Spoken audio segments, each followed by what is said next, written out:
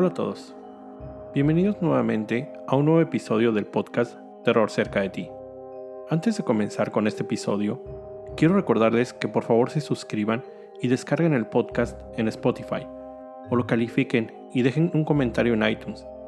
Y sobre todo, lo más importante, si les gusta el podcast, recomiéndenlo. La comunidad de este podcast ha seguido creciendo. Gracias a ustedes esta semana, Terror cerca de ti llegó a estar en la posición número 40 de Spotify en México, en la categoría de historias, y número 27 en España. También en iTunes Podcast se colocó en México, en la categoría de Sociedad y Cultura, como número 29. En esta ocasión les traigo la historia de John Wayne Gacy, conocido como el payaso asesino, ya que se vestía como Pogo, el payaso, en algunas fiestas, eventos de caridad y desfiles. Fue un personaje que él mismo creó. John Wayne Gacy nació el 17 de marzo de 1942, en Chicago, Illinois. Fue el hijo del medio, único hombre, con 2 hermanas. Su padre lo nombró como su actor favorito, John Wayne. Desde pequeño, Gacy tuvo sobrepeso. Siempre tuvo muy buena relación con sus hermanas y con su madre, pero no así con su padre. Siempre buscó la aprobación de él, quien lo presionó para que fuera más fuerte, con más carácter. Siempre fue destino de constantes críticas por su padre. Lo llamaba tonto, estúpido. Desde los 5 años de edad, su padre comenzó a golpearlo, hasta el punto de dejarlo inconsciente en algunas ocasiones. Su madre intentaba protegerlo, pero esto no hizo más que incrementar el rechazo de su padre, al decirle que no era más que un niñito de mamá, y que probablemente sería marica. Este término lo traduzco de la palabra queer, que es la palabra que usaba su padre. Debido a una condición cardíaca, Gacy no participaba en las actividades deportivas escolares. Nunca fue popular con los niños de su edad, ya que ayudaba a los maestros con encargos. Siempre estuvo apelando a la autoridad. Cuando tenía 9 años de edad, un amigo de la familia abusó sexualmente de él. El amigo era un constructor, y casualmente fue la ocupación que el mismo Gacy terminó desempeñando en el futuro. A los 11 años, tuvo un grave accidente en un columpio, en donde se lastimó la cabeza. Dentro de las diferentes razones que se han estudiado, o de las causas que en algunos momentos llegan a identificar a los asesinos seriales, golpes en la cabeza es uno de ellos. Desde joven, Gacy se involucró en la política. A los 18 años, participó como voluntario para el Partido Demócrata. En 1962, abandonó la preparatoria. Salió de casa de sus padres y se mudó a Las Vegas, donde se desempeñó como ayudante en una morgue, esto durante 3 meses. Una noche, se estaba preparando el cuerpo de un joven en la morgue. Cuando el lugar estaba vacío, John, por alguna razón, se acostó junto al cadáver y lo abrazó. Esto le causó un sentimiento desconocido para él. Él lo describió como un shock, y esto lo preocupó. Después de ese incidente con el cadáver, como él mismo lo llamó, se sintió mal, con vergüenza. Habló con sus padres y les pidió permiso para poder regresar a su casa. Estos lo aceptaron. Una vez de regreso en Chicago, y a pesar de que no había terminado la preparatoria, Gacy se inscribió en una escuela de negocios, de donde se graduó en 1963 y comenzó a trabajar en una fábrica de zapatos. En marzo del 64, se comprometió con Marlene Myers, una mujer con la que trabajaba juntos en esa fábrica de zapatos, y se casaron en septiembre de ese mismo año. Durante este tiempo, Gacy forma parte de una organización que se hace llamar a sí mismo los Jaycees. Son los miembros de la Cámara Junior de los Estados Unidos. Esto es una organización civil de entrenamiento, de liderazgo, desarrollo de negocios, habilidades gerenciales, entre otras cosas. Su desempeño dentro de esta organización lo llevó a ser reconocido como Hombre del Año en alguna ocasión. Durante su pertenencia a los Jaycees, tiene lo que sería su segunda experiencia homosexual. Él consideraba el abuso de cuando era niño como su primera experiencia. Después de una fiesta con los Jaycees, un colega lo invitó a su casa, donde le sirvió de tomar, y ya estando ebrio, le practicó sexo oral. En 1966, su suegro le propone a Gacy administrar 3 tiendas de Kentucky Fried Chicken que recientemente había adquirido. Esto era en Waterloo, Iowa. Él y su esposa aceptan y se mudan a esta localidad. Ahí se desempeña como encargado, como el gerente de estas tiendas. Estando en Waterloo, se unió al capítulo local de la Cámara de los Jaycees. Ahí también se organizaban fiestas para los miembros, pero solo para hombres. Él siempre fue muy activo en su comunidad. Además de los Jaycees, participaba en otras organizaciones, para la iglesia y muchas otras cosas. Ese mismo año nace su primer hijo, Michael, y el siguiente año, en el 67, nace su hija, Christine. Esta época él la describe como la vida perfecta. Estaba casado, tenía hijos, un trabajo estable, amigos. Ahora, haciendo a un lado todo este aspecto de la vida de Gacy, que daba la impresión de ser ideal, había un lado oscuro de los Jaycees. Se dice que en las reuniones, en las fiestas de este grupo, era común el uso de drogas, prostitución, pornografía, parejas swingers. Gacy usaba el sótano de su casa como lugar de reunión para estas actividades. En agosto de 1967, Gacy cometió el primer abuso sexual contra un joven, Donald Burgess, de 15 años de edad. Él era el hijo de otro miembro de los Jaycees. Gacy lo invitaba a su casa, diciéndole que verían películas pornográficas. Una noche, después de darle alcohol, y ya ebrio el joven, lo convenció de practicarle sexo oral. Esta práctica se volvió recurrente para Gacy.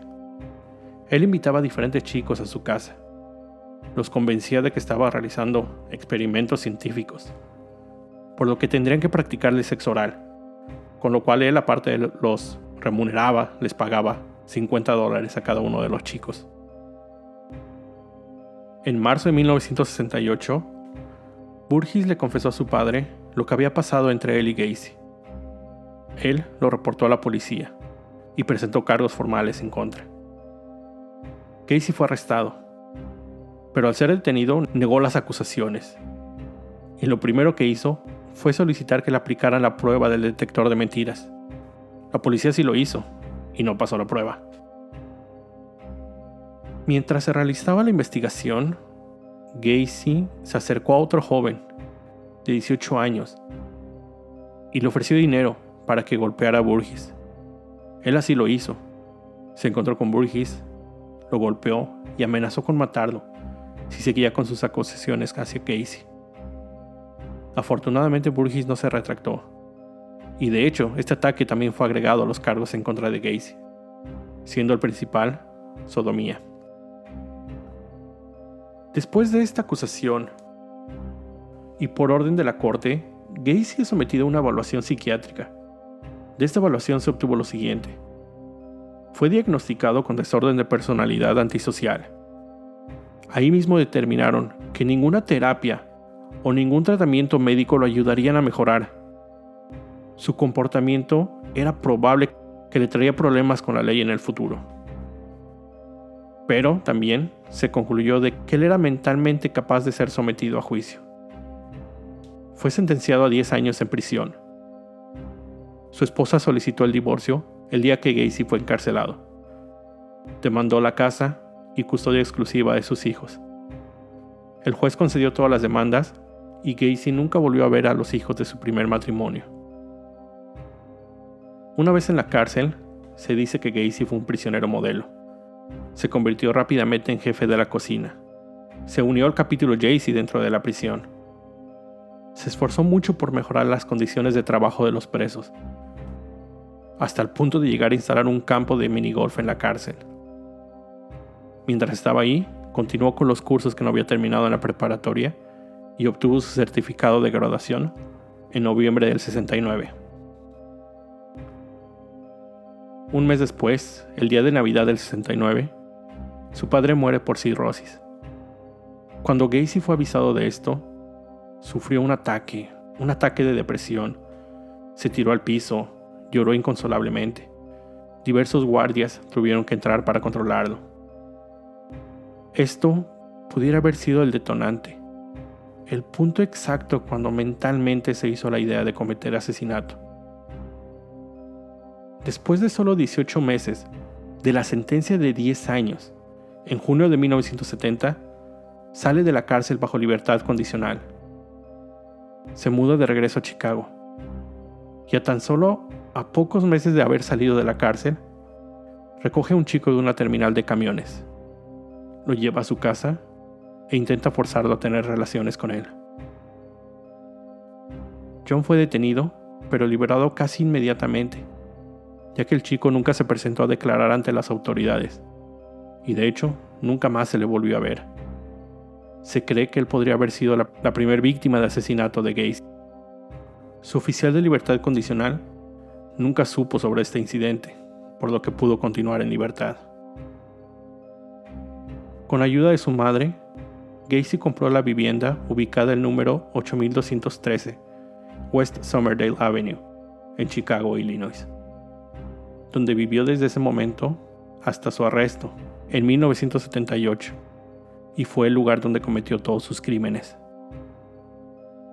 En esta época, en el 71, él se comprometió con Carol Hoff, una madre soltera de 2 niñas, a quien conocía de su época escolar, y determinaron una fecha de boda para el 1 de julio del 72. Una semana antes de la boda, Gacy es acusado de asalto y abuso de un menor de edad. Él fingió ser policía, le mostró una placa falsa. Casi inmediatamente, Gacy logró salir libre de la acusación, ya que el chico que lo acusaba trató de sobornarlo, pidiendo dinero para retirar los cargos. La boda se llevó a cabo. Carol y sus hijas se mudaron a la casa de Gacy. En 1972, inició una empresa de construcción, PDM Contractors, la cual en poco tiempo comenzó a ser muy exitosa, tomando proyectos cada vez más grandes. Esto también lo hizo notar lo fácil que era acercarse a los jóvenes. Eran ellos la principal mano de obra de su empresa. En 1973, comete otro abuso sexual contra un menor. La primera noche en un viaje de negocios a Florida con uno de los adolescentes que trabajaba para él, en el hotel donde se hospedaban, lo violó. A su regreso a Chicago, el joven no presentó cargos, sino que le platicó a algunos de sus amigos y los llevó a casa de Gacy y lo golpearon en su patio. Su esposa, al verlo, le preguntó qué había pasado y él restó importancia. Dijo que era simplemente porque no lo había pagado por un trabajo mal hecho y el joven había decidido vengarse. Gacy comenzó a tener mucha actividad en la comunidad. Participó de nuevo en el Partido Demócrata, donando trabajo de su empresa para este. Organizaba desfiles. Era representante de la comunidad polaca en su vecindario. En fin, comenzó a convertirse en toda una personalidad. De hecho, hay una foto de Gacy posando junto a la entonces primera dama, Rosalynn Carter, esposa del presidente Jimmy Carter. Gacy, ya como adulto, era conocido por ser una persona divertida. Ofrecía fiestas temáticas en su casa. En 1975, se une a un club de payasos de la localidad, y es ahí donde crea el personaje por el que sería famoso, Pogo el payaso. Según él, el nombre se derivó de su ascendencia polaca. Él mismo diseñó el vestuario y el maquillaje que se aplicaba. Aquí es interesante mencionar esto. El maquillaje de la mayoría de los payasos siempre siguen unas formas redondas. No tienen puntas. Por el contrario, el maquillaje de Gacy tenía muchas puntas, detalles como afilados. Esto le brindaba un aspecto aterrador al personaje. Él se presentaba con este personaje de Pogo en fiestas de la localidad, eventos del Partido Demócrata, eventos de caridad. Se dice que hasta llegó a presentarse en hospitales para niños, pero esto nunca fue confirmado. Llegando a este punto de la historia, quiero regresar un poco en lo que les he contado. Hasta ahora no he mencionado ningún asesinato cometido por Gacy. Para hablar del primero, hay que regresar a enero del 72, fecha en la que Gacy se encontraba comprometido con Carol, pero aún no se casaban y él todavía vivía solo en su casa. En ese entonces, Gacy tenía 30 años. Una noche, encontró en una estación de autobuses a un chico solo, Timothy McCoy, quien se encontraba haciendo un tour en una de las paradas en su viaje entre Michigan y Omaha. Gacy llevó a Timothy a su casa. Le ofreció un lugar para dormir mientras continuaba su viaje el día siguiente. Aquí se puede asumir que posiblemente tuvieron relaciones esa noche.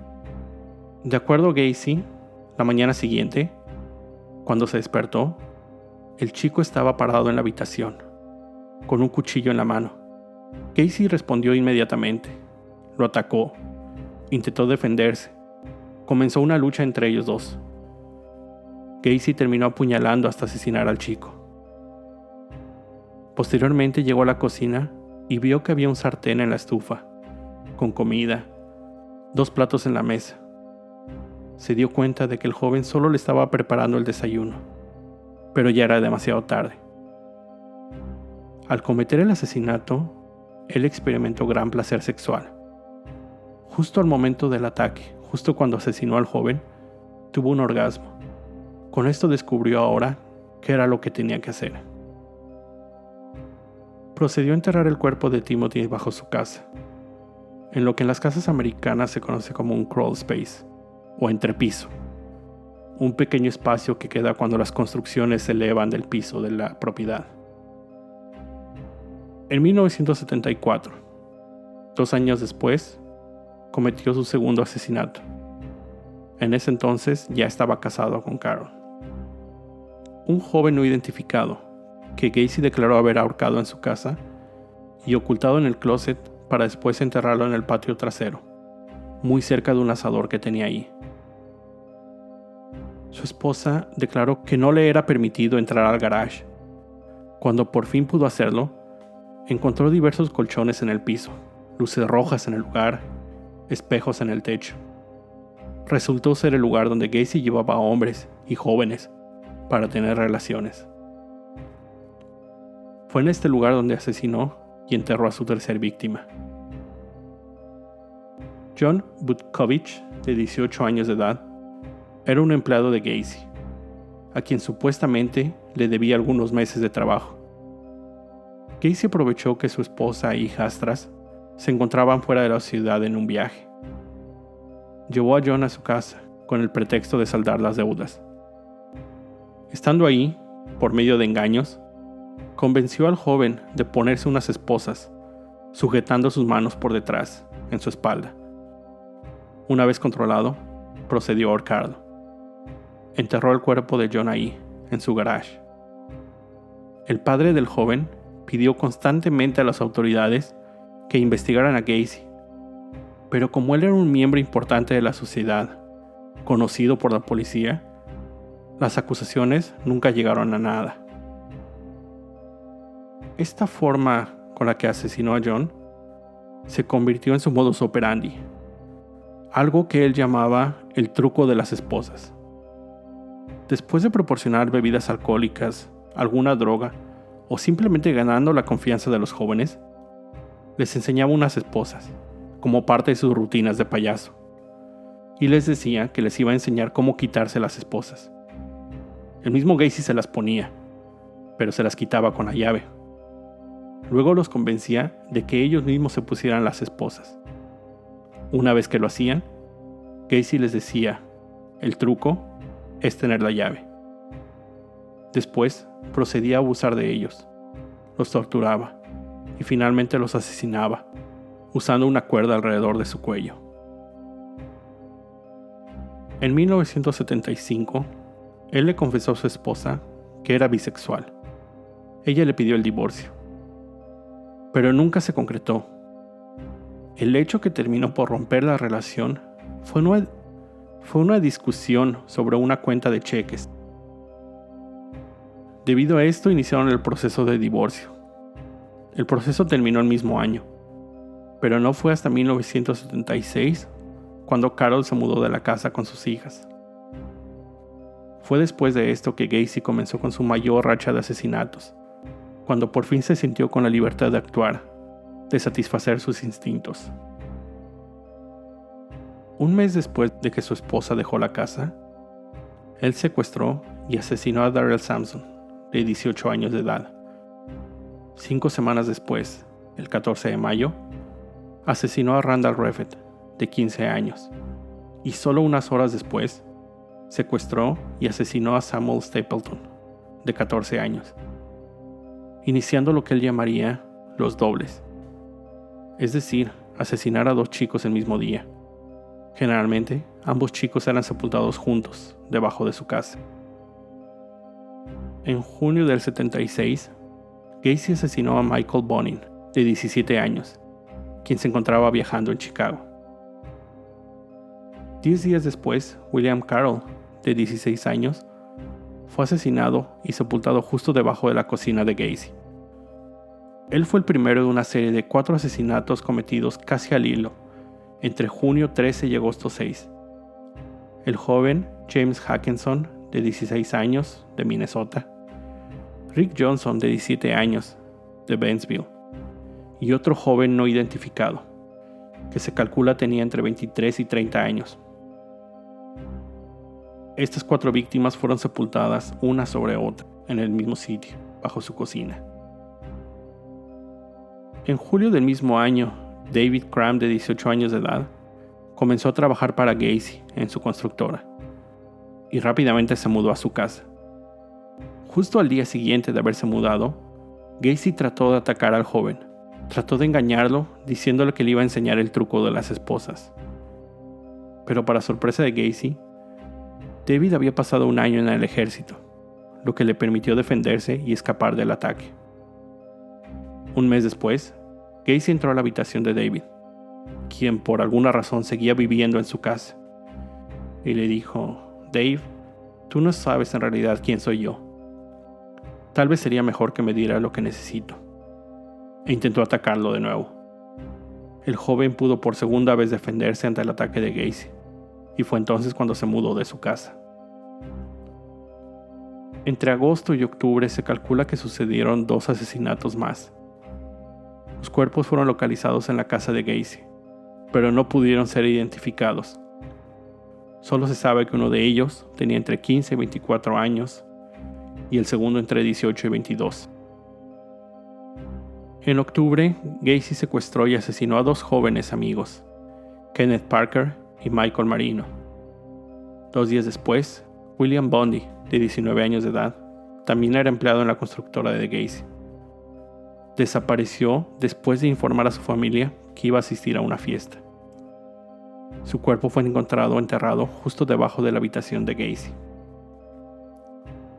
En diciembre del 76, otro empleado de PDM, Gregory Gotzik, de 17 años, había trabajado para Gacy por 3 semanas. Antes de su desaparición, él había mencionado a su familia que Gacy le había pedido realizar un trabajo debajo de su casa, haciendo algunas excavaciones para tuberías, supuestamente. Después de su desaparición, Gacy fue contactado por las autoridades, pero él los convenció de que Gregory le había mencionado tener intenciones de huir de su casa. Desde enero de 1977 hasta diciembre de ese año, Gacy asesinó a 9 jóvenes que pudieron identificarse y 2 más, los cuales no se identificaron. El 30 de diciembre de 1977 llevó a cabo lo que serían 2 ataques, en los que Gacy secuestró, golpeó, torturó y violó, pero después dejó en libertad a los jóvenes. No se sabe exactamente por qué lo hizo. ¿Por qué simplemente decidió dejar libres a sus víctimas? Hay teorías que tratan de explicar una que fue simplemente porque ya no tenía espacio para enterrar más cuerpos en su propiedad, o que simplemente había perdido la sensación que era lo que le impulsaba a asesinar. Estos jóvenes acusaron a Gacy ante las autoridades, pero él se defendió diciendo que sí, que habían tenido relaciones, pero consensuales. De nuevo, las autoridades le creyeron. Después de esto, Gacy comenzó a deshacerse de cuerpos en un río cercano. En el transcurso de 1978, Gacy secuestró, torturó y asesinó de acuerdo a su declaración, a 5 jóvenes, pero solo 4 cuerpos fueron recuperados e identificados después de ser ubicados en el río Des Plaines. Timothy O'Rourke, de 20 años, asesinado en junio. Frank Landing, de 19 años, en noviembre. Al igual que James Massara, de 20 años, y Robert Pist, de 15 años, fueron localizados en diciembre. Los 4 jóvenes fueron encontrados a lo largo del cauce del río. En diciembre de 1978, Gacy vio al joven Rob Pist, quien trabajaba en una farmacia donde Gacy estaba haciendo trabajo de construcción. Al verlo, Gacy le ofreció trabajo en su empresa, con un sueldo que era el doble de lo que él recibía en la farmacia. Esa noche, Rob habló con su mamá y le dijo que un contratista quería ofrecerle un trabajo y que lo vería más tarde. Gacy llevó a Rob a su casa, engañándolo con cuestiones de papeleo del trabajo. Le ofreció una cerveza y después de un tiempo estranguló al chico. La familia de Rob, al notar su desaparición, contactaron a las autoridades, diciendo que lo último que habían sabido de él era que iba a reunirse con un contratista.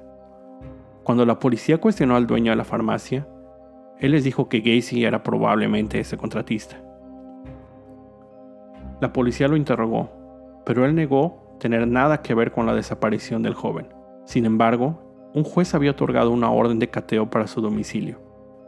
Al hacerlo, encontraron diversas cosas, entre las cuales habían anillos de graduación de preparatoria, diferentes licencias de manejo, esposas, un pedazo de madera con perforaciones, ropa de hombre de menor talla Gacy, una pistola y un recibo de la farmacia. Pero nada de esto lo ligó directamente con la desaparición de Rob. Nada ubicaba al joven en la casa de Gacy, por lo que no fue detenido. Simplemente algunos de sus autos fueron confiscados. Equipos de vigilancia de la policía fueron asignados para seguir a Gacy 24 horas al día. Los descubrimientos de la policía comenzaron a poner a Gacy como sospechoso en diferentes desapariciones sucedidas en los últimos años en la localidad.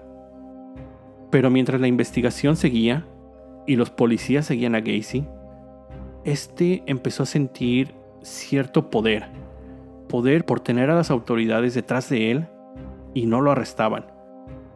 Llegó a tanto su descaro que comenzó a saludar a los policías que los vigilaban. Luego comenzó a platicar con ellos y finalmente los invitaba a su casa, a cenar, a desayunar o se iba a algún bar con ellos a tomar algunos tragos. En una ocasión en una cena con policías y después de unos tragos, él les dijo la frase: "Clowns can get away with murder". Los payasos pueden salir impunes de asesinato. Algunos días después, un policía que estaba en su casa usó el baño. Mientras estaba ahí, detectó un olor extraño para muchos de nosotros. El detective inmediatamente identificó se trataba del olor de descomposición de un cuerpo. Casi al mismo tiempo en esos días, se logró identificar que el recibo que habían encontrado en casa de Gacy había estado en posesión de su última víctima, de Rob, lo que comprobaba que él había mentido. Después de estos hechos, se inició el proceso para obtener una segunda orden de cateo para su casa. Para ese entonces, Gacy había contratado a un abogado, ya que tenía en mente entablar una demanda civil contra la policía por el constante hostigamiento que sentía.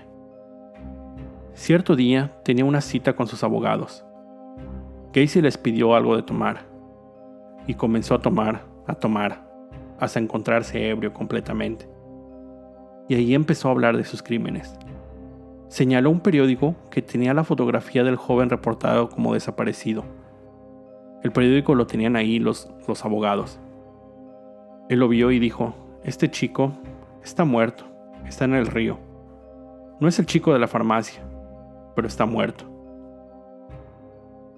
Esa noche, Gacy confesó a sus abogados haber cometido más de 30 asesinatos, e indicando que los cuerpos se encontraban enterrados bajo su casa. Era tal su estado de ebriedad que se quedó dormido ahí.